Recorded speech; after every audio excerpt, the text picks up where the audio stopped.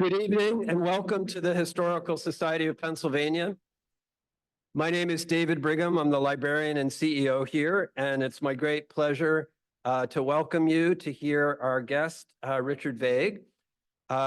We have just a few quick housekeeping items, mainly for our audience, which is online this evening.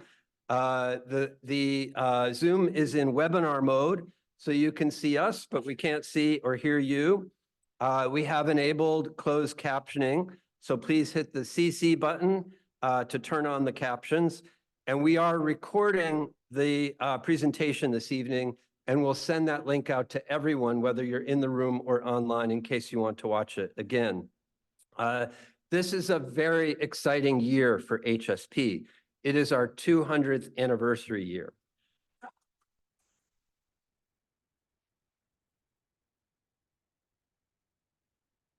To celebrate that milestone, we are collaborating with 5 partners to highlight 5 key themes in our collections of nearly 22 million manuscripts, books, works of art, and other rare and unique items by organizing 5 exhibits and hosting 5 signature lectures throughout the year.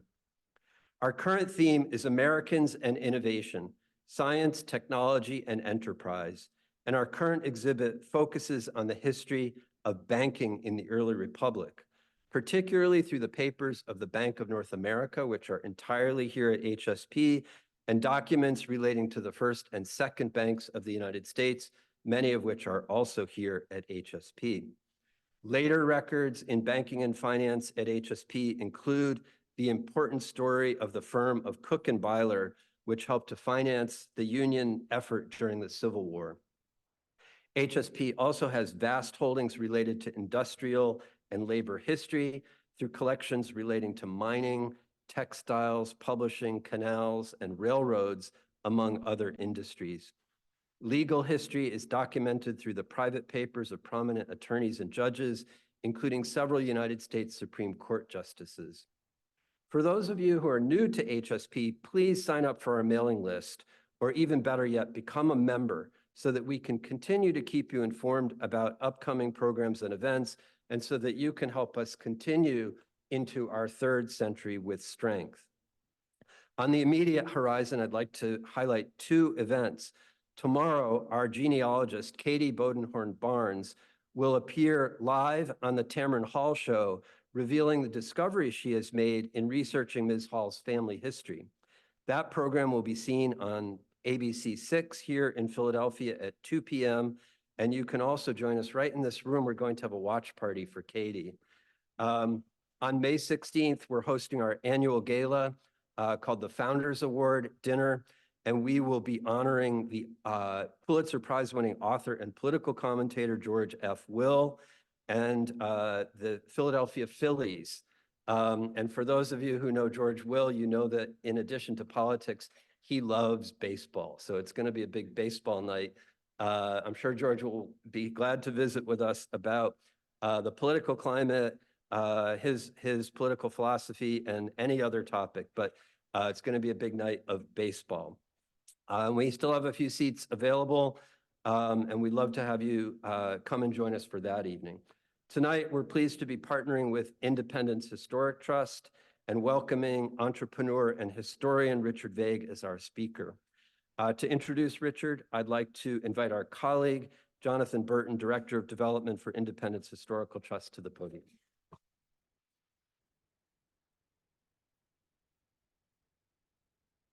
Thank you, David. And congrats to the Historical Society of Pennsylvania on your 200th anniversary. 22 million documents, that's incredible. So as David mentioned, I'm Jonathan Burton, the Director of Development for the Independence Historical Trust. And for those not familiar with the Independence Historical Trust, we are the nonprofit philanthropic partner to Independence National Historical Park. We incorporated in 1972 to help the park get ready for America's bicentennial. And we're still here supporting Philadelphia's National Park as we get closer and closer to the semi-quincentennial in 2026. We are proud to be the first Friends group to a designated park in the entire national park system. Our public-private partnership has become a model for national park units across the country. So what does a nonprofit philanthropic partner mean? Well, we raise money through donations and grants for supplemental programming, for capital improvement projects within and just outside our national park, and projects that enhance the visitor experience and the resident experience. Last year alone, we raised over $1 million and gave it to the national park. Now, we have many projects in the works in partnership with Independence Park, but the one to note for tonight's program is the rehabilitation of the First Bank of the United States. This massive restoration project addresses failing mechanical systems, adds a fire suppression system, and other critical updates. Construction has begun. If you've walked by 3rd Street between Walnut and Chestnut, you would have noticed this. There's an extension on the west side that will house the visitor entrance, the bathroom, and elevator, all the updated things that we need for a brand new museum.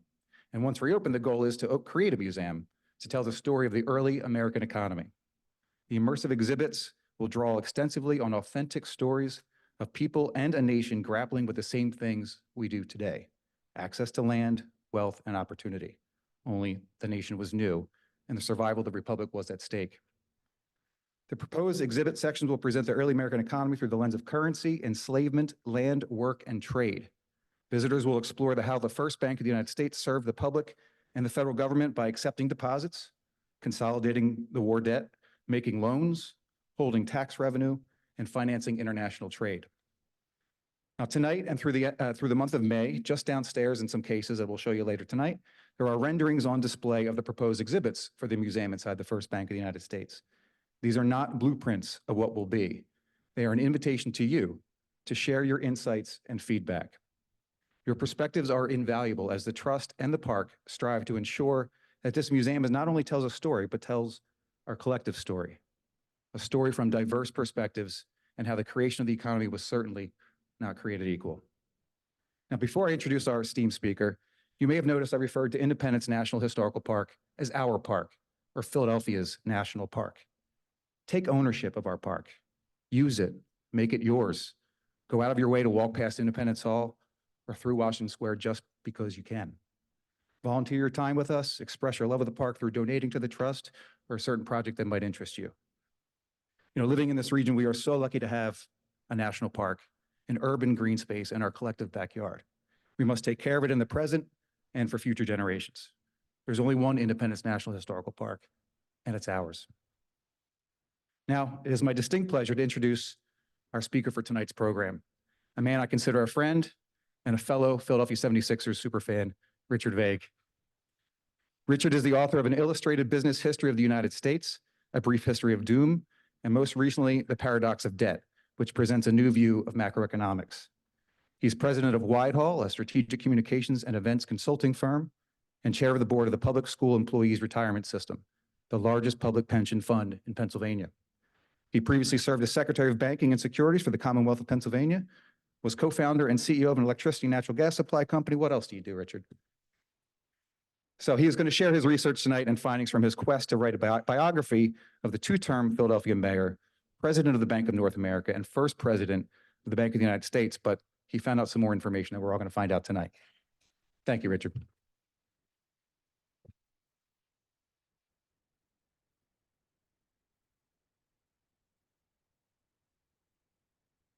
I have to say thank you.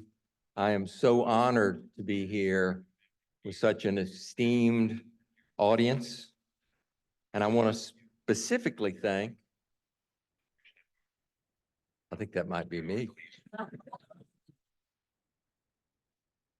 I want to say thanks to my very supportive wife, Laura Vague, who's here. I want to say a heartfelt thanks to David Brigham and Justina Barrett from the magnificent Historical Society of Pennsylvania, to Tom Caramanico and Jonathan Burton, who you just heard from at the Independence Historical Trust, and who recommended me for this great honor this evening. I want to thank my good friends and ardent supporters at Penn Press, Mary Francis, Robert Lockhart, Clint Kimberling, and my esteemed colleagues, Dan McShane and the inimitable Gary Jarvis, who is the historian that has worked so diligently to get this project where it is at the moment. My comments this evening are about the most powerful figure in early American history that you've never heard of, Thomas Willing, America's dominant merchant banker, through the Revolution and the earliest days of the Republic.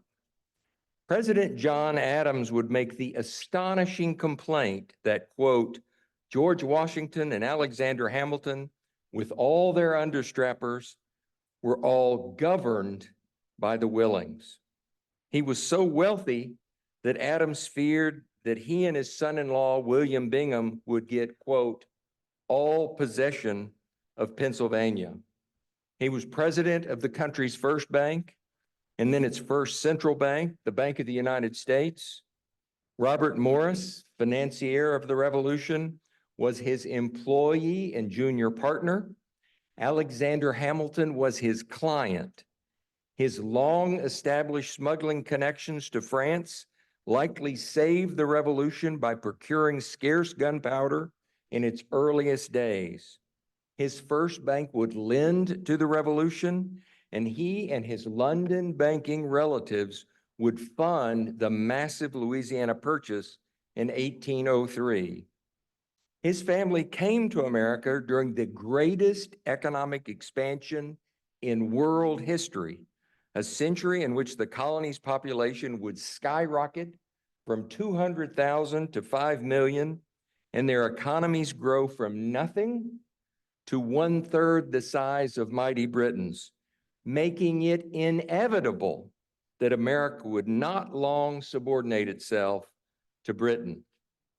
The Willings didn't come because of religious persecution, but to build more wealth. America, and in particular fertile Pennsylvania, was the Silicon Valley of its day, a beacon for ambitious British entrepreneurs, and they became America's first financial elite. But at a decisive moment in Willing's life, July 1776, he voted against independence.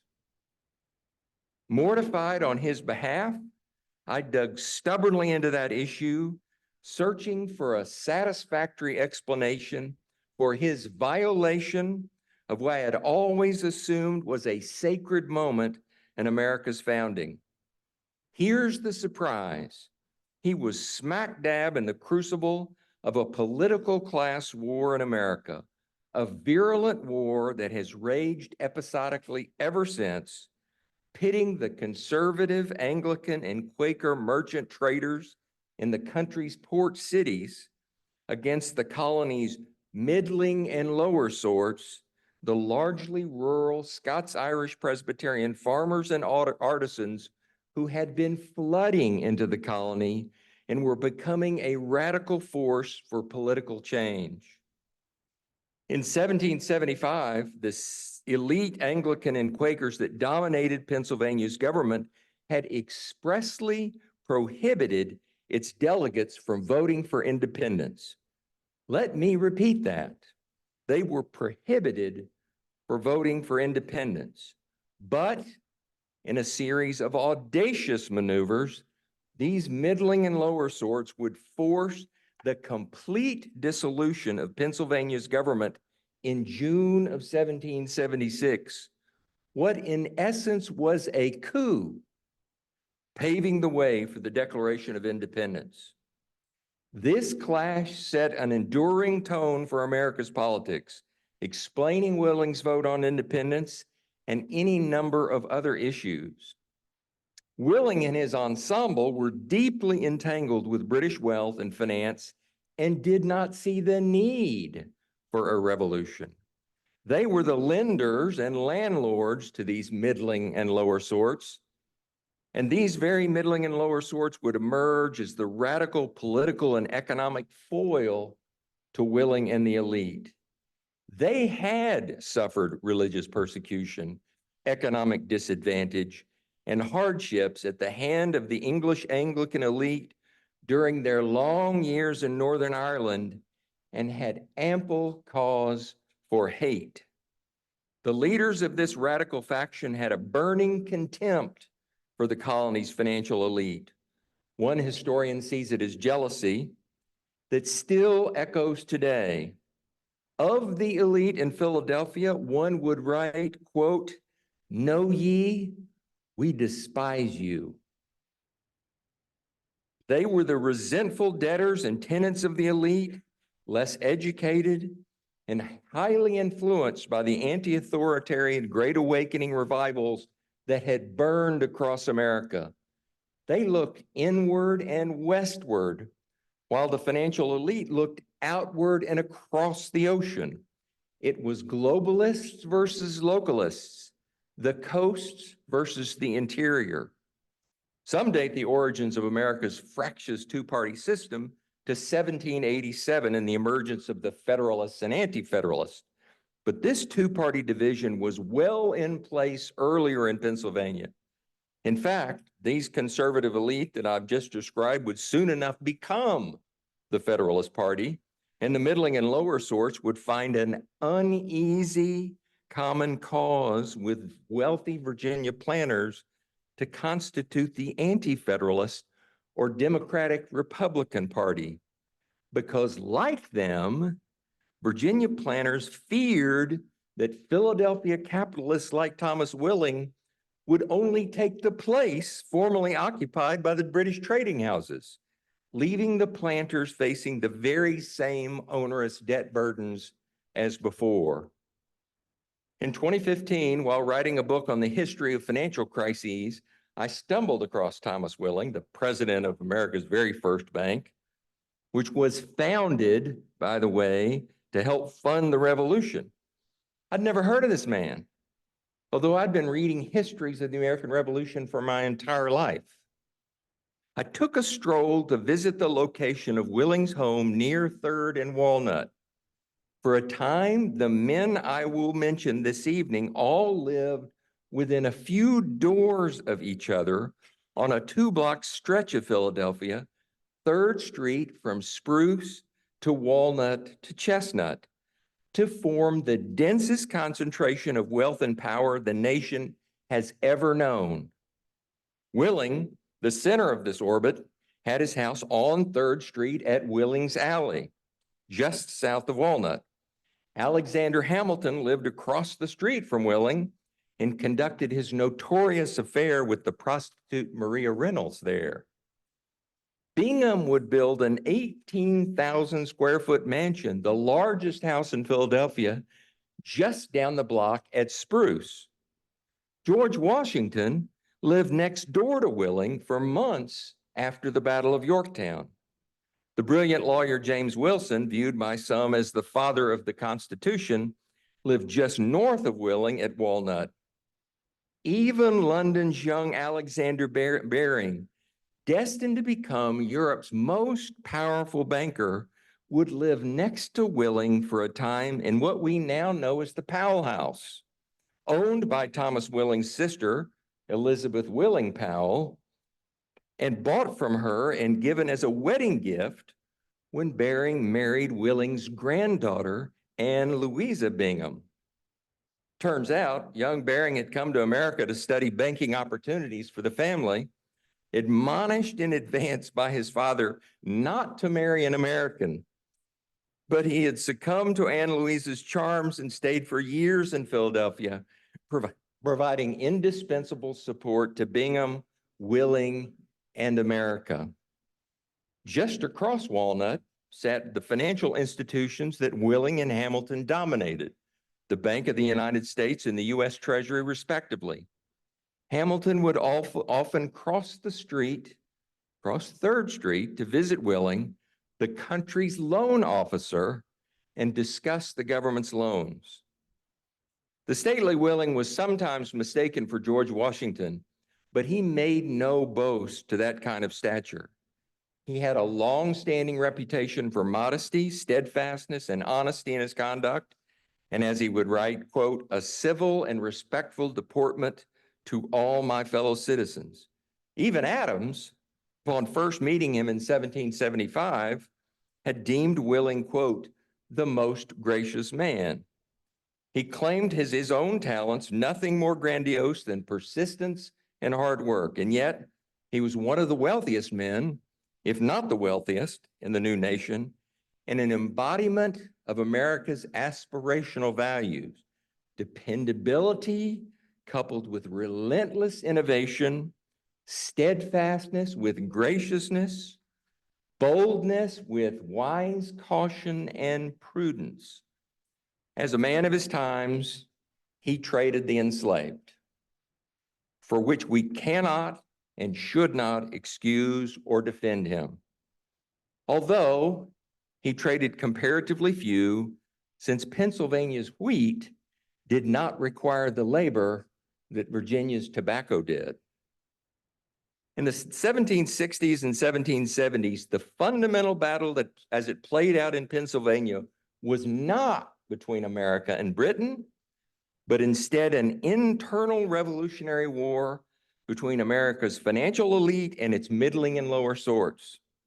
To be clear, the middling and lower sorts were themselves an uneasy alliance between the middling sorts, largely the artisans, mechanics, and more established farmers, and the lower sorts, largely common laborers. In this era, these classes were all clearly understood. In the fateful year of 1776, the leading colonies of Massachusetts and Virginia had already embraced the idea of independence, while the elite who led Pennsylvania were still resolute in their loyalty to the king and parliament. Pennsylvania's government had told its delegates, quote, "You are strictly charged to avoid everything indecent or disrespectful to the mother state," end quote. So the road to independence ran straight through the obstacle of Pennsylvania, and thus an internal revolution would have to happen here. At the moment of truth in July of 76, radical populist leaders won the resounding first round of this internal revolution.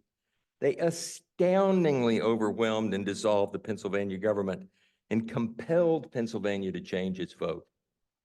After this political victory, and in the throes of war, this faction succeeded in putting in place the most radically democratic state constitution in America. The conservatives considered this new constitution, the Pennsylvania Constitution of 1776, overly and dangerously democratic. It expanded the voting franchise beyond any means test. It enacted a unicameral legislature with representatives elected annually by the people to ensure their unfettered voice. It provided for no upper chamber, which these radicals viewed as the equivalent of an elite House of Lords. It allowed for no powerful governor or executive branch, and instead structured a weak executive council with no veto power. Importantly, it had a judiciary controlled by the legislature rather than one that was independent, since courts were the place where creditors prevailed over debtors. And if these middling and lower sorts control the legislature, they could influence and intimidate courts into pro-debtor decisions. There was even an unsuccessful attempt to limit property and wealth, demonstrating the prominence of that issue from the very start. They had earlier insisted on an oath for office holders and voters whereby they decried the king, professed belief in God, Jesus Christ, and the Holy Scriptures. Now they insisted officials take an oath to never amend this new constitution. They acted to ban the theater and were suspicious of the institutions of the elite, and would, under this new constitution, act to shut down the University of Pennsylvania. Even the treatment of yellow fever in the raging epidemics of the 1790s dramatized the political animosity and polarization, in this case, between the radicals' method of bloodletting and the more palliative conservative alternative. Sound familiar? Apparently, culture wars are nothing new. They were economically populist too, set against taxation and the chartering of banks. They supported debt relief and opposed enforcement of the treaty that ended the Revolutionary War, especially since it called for the enforcement of debts to British creditors. Conservatives were horrified They felt this radical constitution would bring in stability with no upper house to slow legislative changes, no executive to block unwanted legislation. Conservatives feared a world where laws and courts, including and chiefly creditor laws, would be set against them.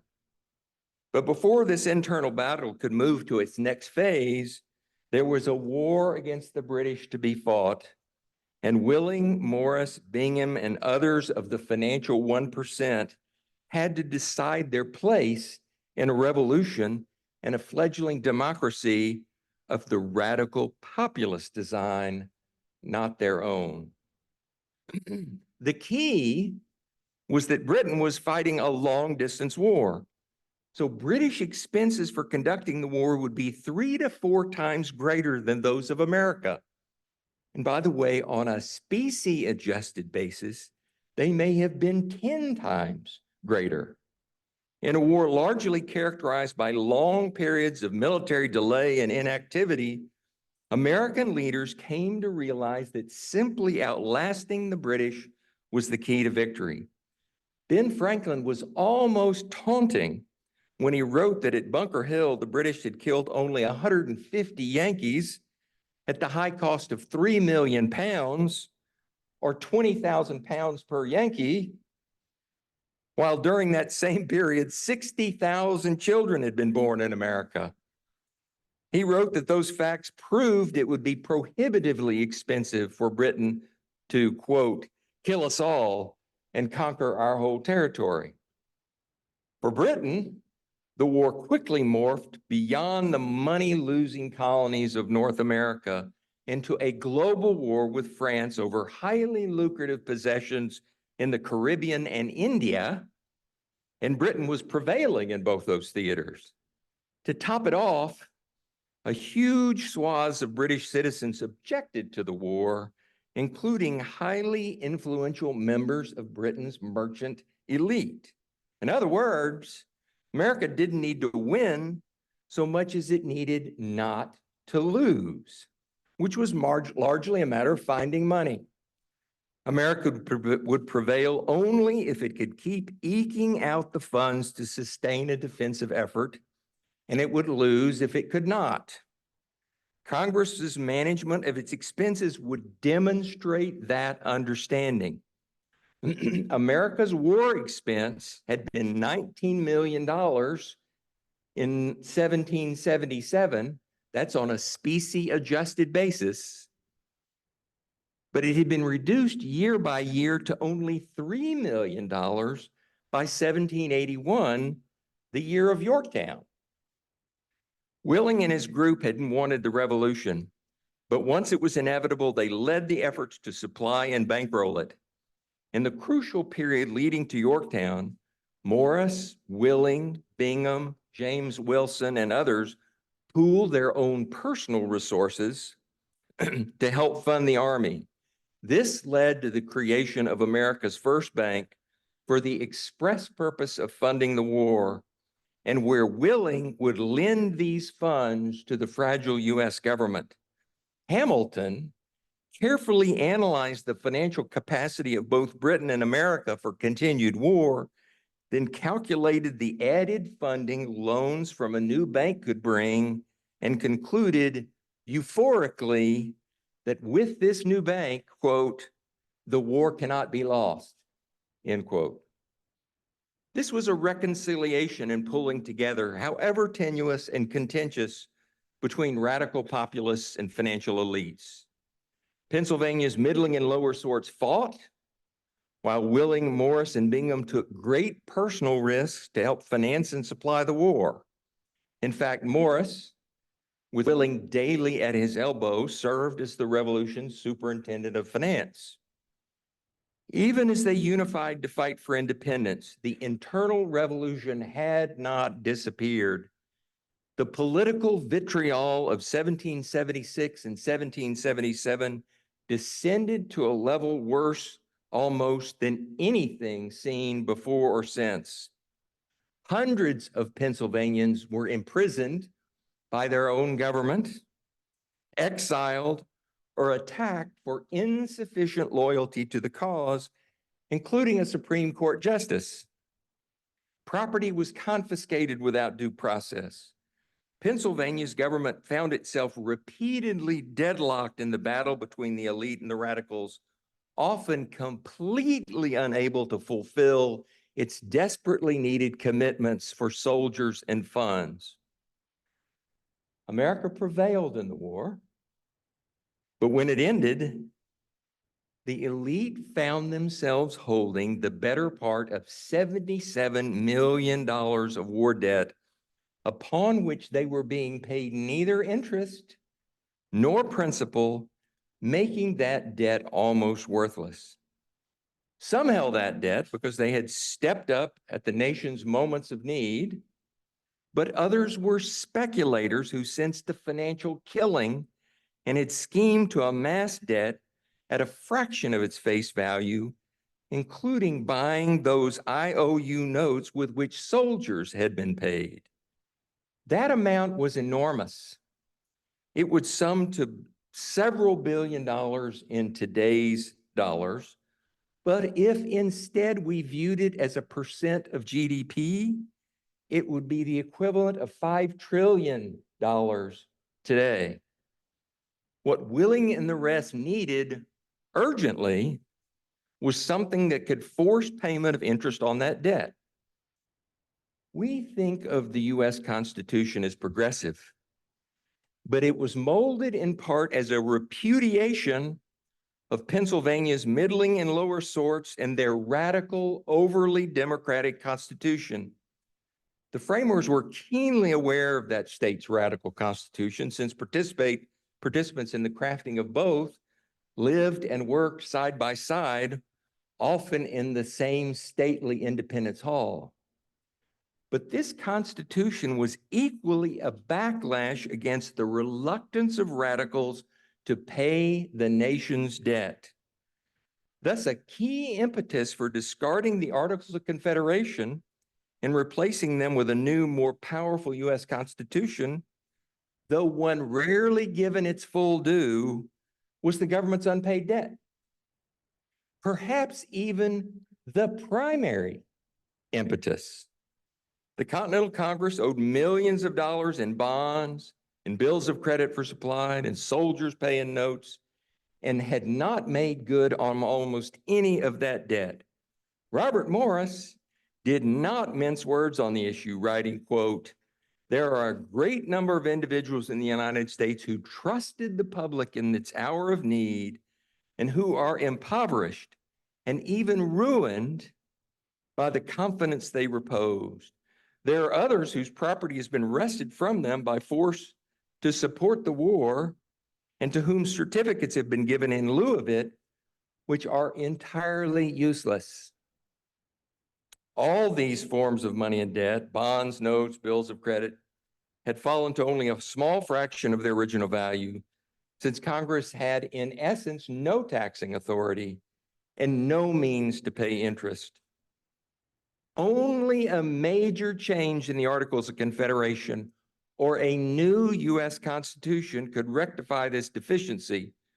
So the political conflagrations of Pennsylvania spilled onto the national stage in 1787 in the creation of a new national constitution and the ratification of that constitution by the states. At this point, the economy was in shambles, and radicals, since they had been in charge, were blamed. And thus conservatives had regained control of Pennsylvania's government and were able to appoint conservative delegates to the new Constitutional Convention, ensuring that it would be a conservative document and a revocation of Pennsylvania's radically democratic constitution. The conservative elite had learned two things. First, a fear of democracy, as Governor Morris had articulated, saying that when democracy is in excess, property is insecure. But at the same time, they had learned they could not avoid accommodating democratic currents. So the new U.S. Constitution tried to strike the balance. It kept the democratically elected House, but curbed democracy by providing for an upper house, the Senate, that was not elected by the people. A strong executive, the president, wielding the all-important veto power and not elected by the people. And an independent judiciary with judges appointed for life to ensure a return to pro-creditor decisions. It provided for the all-important ability to tax, and just as importantly, prohibited the states from ever again issuing their own currency, which conservatives knew would only dilute the value of the payments they received on their loans. When they finally got a copy, Pennsylvania's radicals were apoplectic over the proposed Constitution and tried strenuously to block it, intentionally absenting members so that the now conservative Pennsylvania Assembly was 2 votes short of the 46 required to call for a ratifying convention. The majority conservatives, prepared for such a stunt, sent a sergeant accompanied by a clerk to hunt down and pull 2 of these radical legislators through the streets to the State House, struggling the whole way. These 2, their clothes torn, were thrust into the assembly chamber, pinioned to their seats. With this quorum, the vote to hold a ratifying convention passed. On such moments was our Constitution's ratification based. But only after one other thing, a Bill of Rights was adopted as a necessary concession to the radicals. Thus, in spirit at least, the Declaration of Independence was a radical document, the Constitution a conservative document, and the Bill of Rights a radical concession added to that Constitution. Again, for a historical moment, equilibrium was achieved between power and liberty. With its new Constitution in place, the new country took off. The elites now had the government platform that they wanted. The new Congress immediately enacted new taxes and then asked newly appointed Treasury Secretary Hamilton to put together a plan for refunding the debt, giving him little more than 3 months to do it. They were in a hurry. On January 9th, 1790, he delivered to Congress the hotly contested first report on public credit. Hamilton, of course, was the regular correspondent and dinner guest of Willing, Morris, Bingham, and based that report in part on their input, including a highly prescriptive 6,000-word letter from Bingham to Hamilton for that very purpose. Hamilton's report led to legislation, the Funding Act of August 1790, whereby essentially all that debt was redeemed at par with new debt paying the generous interest rate of 6% and now backed by taxing authority. Radicals decried the act, but for the financial speculators, this was the chance of a lifetime. And speculators like Bingham would operate at the very margins of ethics, if not beyond them, to vastly enrich themselves. Bingham was Bingham, remember, what was Willing's son-in-law, was among the most active financial speculators of his day, and even hired agents to scour the hinterlands, buying at a discount notes held by soldiers and others who didn't possess Bingham's insider's knowledge that the government would soon redeem these at par. He reportedly doubled his wealth in the transaction. And by the way, he was probably already the country's wealthiest man before that day happened. To pay interest on all the debt he had refinanced, Hamilton needed still more tax revenue. And he found the perfect target. He'd miscalculated, or perhaps he hadn't. And he found the perfect target: Western farmers, the constituents of his radical opponents, and the whiskey they made from their corn crops. He could have largely avoided the problem altogether if he had refinanced the elite's war debt on less generous terms, perhaps paying only 5% instead of 6%. They would have still taken it.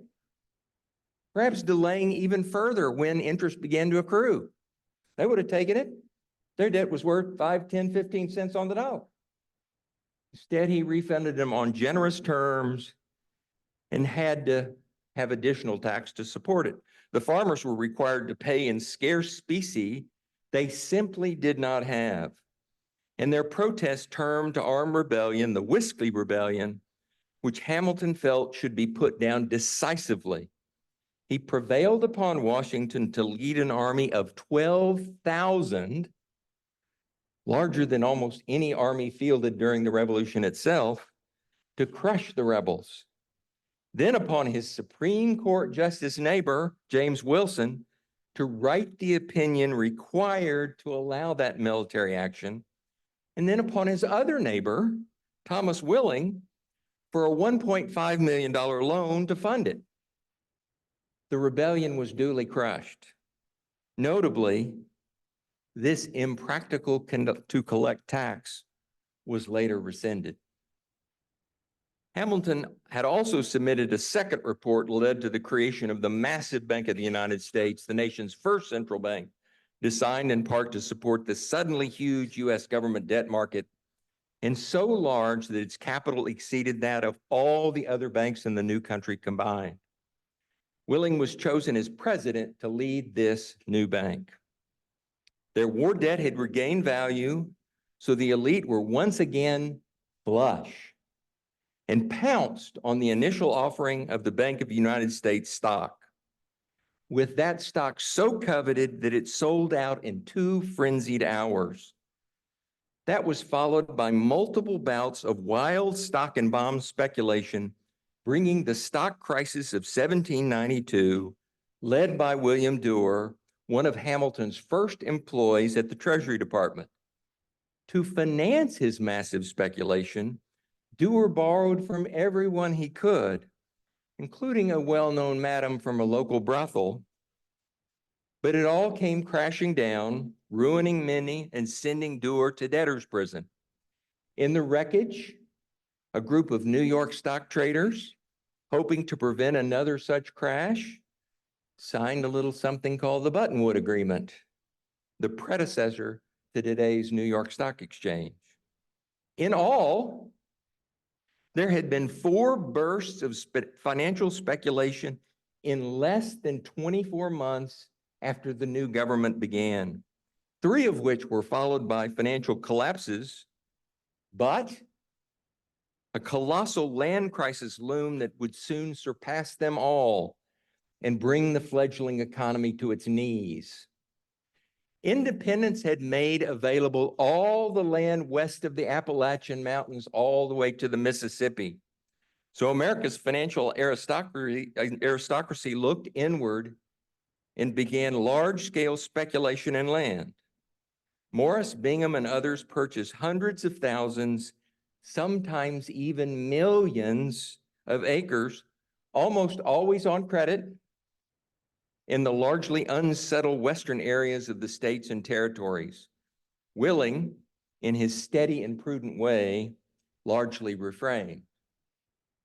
In this new era of excess, the elite jockeyed among themselves for status. Robert Morris and his wife Mary had once been the center of Philadelphia society. But after the war, William and Anne Bingham surpassed them to gain that prized status. In 1780, Bingham, the most eligible bachelor in Philadelphia, had set his sights on Willing's lively 16-year-old daughter, Anne. She was fast gaining repute as the most beautiful and vivacious young woman in Philadelphia, and Bingham moved quickly to marry her. She soon became so famous for her beauty that shops in London sold miniature portraits of her. She would become recognized as unquestionably the head of American society, the Jackie Kennedy of her day, and Abigail Adams would deem her, quote, the finest lady I ever saw. The Binghams built the opulent new mansion at 3rd and Spruce we mentioned earlier. Bingham had topped Morris as the country's wealthiest man, and now even Bingham's house was larger than his.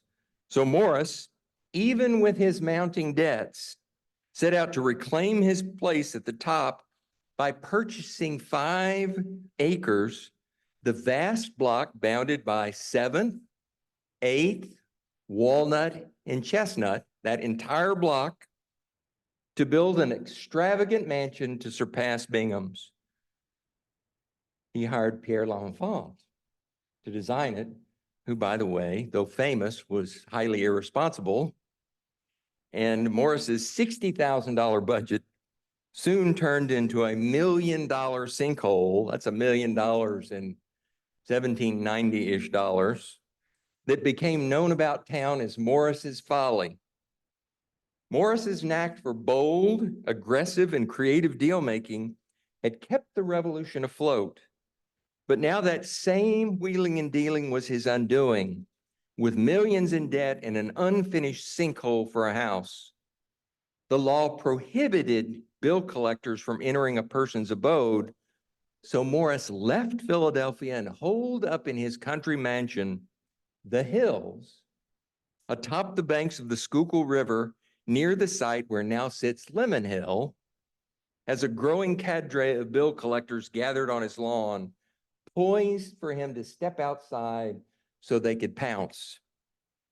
Soon enough, Morris gave himself up and landed in the Prune Street Prison, a rough, cramped 2-story building reserved for debtors, located across Walnut from the State House, a place where prisoners had to fight for their space and pay for their meals. In a poignant moment, George Washington himself visited that prison to dine with his dear old collaborator and friend. It was after this that Willing and Bingham's connections to the all but omnipotent Baring family of London once again came dramatically into play, since the Barings, along with Bingham and Willing's Bank of the United States, were needed to finance the Louisiana Purchase. It was by far the largest land deal and the largest banking deal of them all, the apotheosis of an age of excess, and a transaction in which the financiers made a reported $3 million in profit on a $15 million transaction. If Baring's son Alexander had not married Willing's granddaughter, would the Barings have been available for this moment? Notably, in financing this transaction, the Barings put millions into the pocket of Napoleon during the brief caesura before its renewed wars with him. This, to me, underscores the political independence, if not supremacy, of finance. Even with these crashes and calamities, America's economy skyrocketed. It was roughly 400 million in size when the era of excess began, and reached almost 800 million by the time Willing retired. The banking aristocracy had bridged the new country from the political revolution of 1776 to the industrial revolution of the 1800s. As I conclude, please allow me a brief aside. We noted that the middling and lower sorts had made an uneasy common cause with a patrician like Thomas Jefferson to constitute the Democratic Republican Party. But they were not viscerally connected to him. What they really craved was a bold anti-hero, a swaggering anti-elitist, like the heroes of the Shays and Whiskey Rebellions. They looked for someone who would stand up to the man. In 1828, they finally found that leader, the fierce and unrelenting Andrew Jackson, the ultimate Scots-Irish Presbyterian. And cut loose when they did, but they have rarely had that type of defiant, anti-elitist champion since. Please let me now conclude. Willing's world was filled with every type of person, from the kind to the venal, from the accommodating to the combative, and that world reached heights of vitriol rarely matched in our country since. The story of Thomas Willing is the story of the contention and compromise between these two factions, the story of how, in rare but crucial moments and with great difficulty, differences were bridged and self-interest braided, putting America on a path to becoming the most powerful nation in the world. Surely adapting is essential. Thomas Willing adapted and thus made manifest the nation's capacity to adapt. We have these same stark divisions today.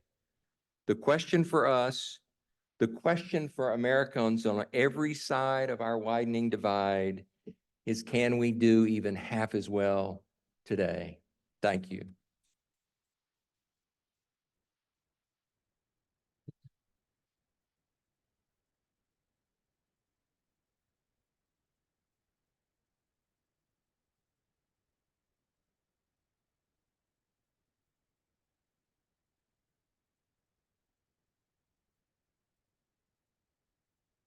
Richard, thank you for a brilliant and stimulating talk. This was really a great evening. We invite you to stay for a reception downstairs. If you enjoyed listening to Richard's brilliance and his words as much as I did, you'll enjoy reading his brilliance and words. And on that note, in partnership with the University of Pennsylvania Press, we have some books for sale downstairs, which Richard has graciously offered to sign. So we're going to sneak Richard down the elevator so he can get there first. And we invite you to go down the stairs or the elevator, whichever you prefer. And Penn Press will be selling Richard's books, as well as the book that HSP published at the end of last year to get us ready for our 200th anniversary. So both Richard's books and HSP's book will be on sale and available to you. And we invite you all to stay and visit with your friends and colleagues. So thank you again for being with us. We hope that you'll keep up with us on our website and through our newsletter. We're glad you're here. We hope you enjoyed the evening. Thank you.